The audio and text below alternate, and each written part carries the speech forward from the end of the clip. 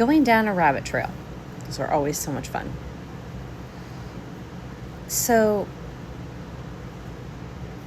looking at toxic masculinity and what people call narcissism, how they're so intertwined, the characteristics of narcissism and toxic masculinity. Now, what I find is interesting is that is not in the DSM 5 TR. Actually had that. It's really, I know I look through that sometimes. I don't know why I have one. I just enjoy it. But I want to talk about that a little bit, because as I was listening to some people talk about narcissism and toxic masculinity, they're saying that toxic masculinity, you're not going to show weakness. But what if it's a little bit more than that? Because this toxic masculinity is really about getting people to submit to you, but it's more women, and it creates that gender role. And because you can't show weakness, but you still need that woman to be in her role, you're going to make it not look like weakness. So why is this not in the DSM? Why is this, if this is becoming a trend, why is this not in the vulnerable triad, the dark triad? Because it is. Now, the other thing I want to talk about toxic masculinity is we're seeing a rise where there's a divide between men and women right now, where men are saying, I want to go back. I want to go back. And women are saying, no, let's move forward. First of all, if we went back, we wouldn't have the wages and the economy to go back to, which means that people are working twice as hard, which means if men are wanting a woman to go back, but with today's standards, they're expecting a woman to work not just only twice as hard, but in some ways 3 times as hard. Hold down the job, take care of the family, and take care of them. And they can just go to work, or they can just go play with their buddies, and then the men can come home and yell at their wives, treat their wives or girlfriends horribly, still have something on the side, and however that looks to them. So let's talk about this a little bit more. Who does that benefit? That benefits toxic masculinity. We all know that. So if it's benefiting them, let's come out and be honest. This benefits you. Instead, it's like, I don't understand why women don't want. Well, have you done a pros and cons list? No. What are the pros that would make a woman want this?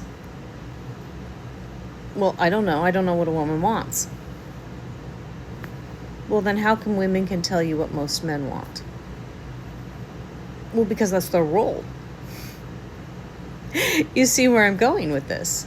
So why is this not considered a form of mental health? I'm just curious, because what you're looking at is almost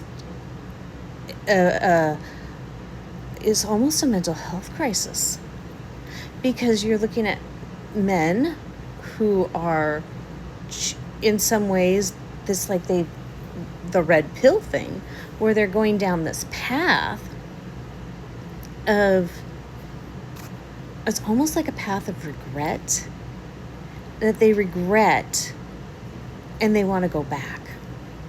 Have you ever had something happen in your life where you're like, oh, I wish I could go back to my teen years?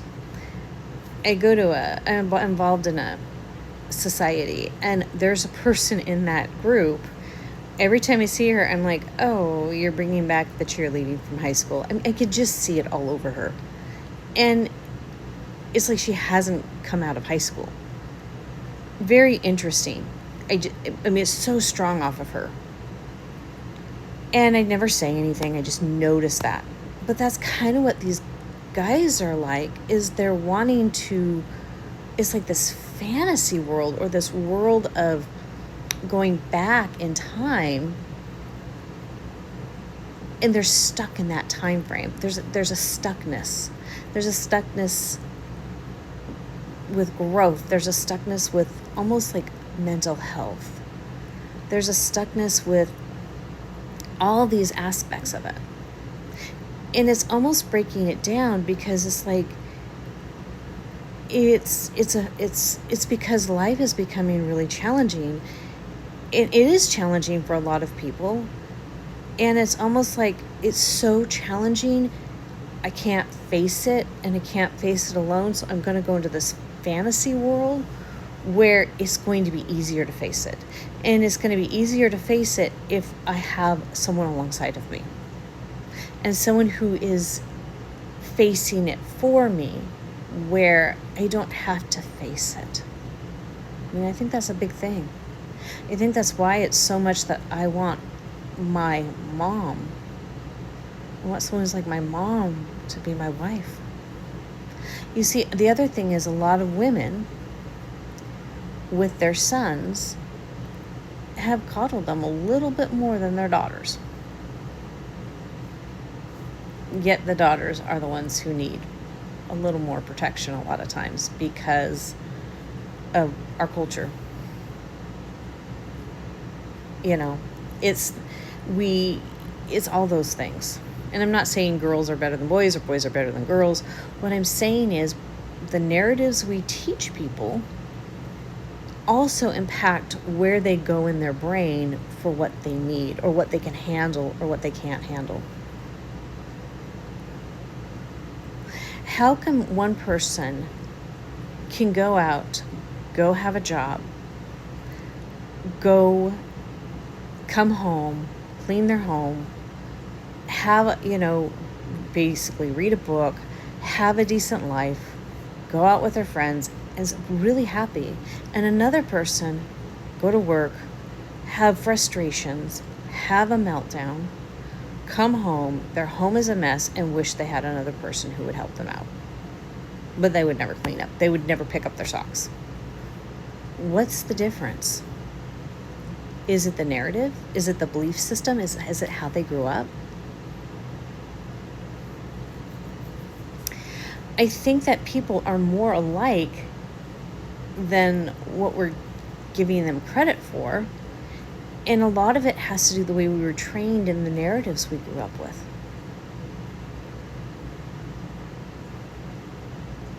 I'm going to continue this a little bit more.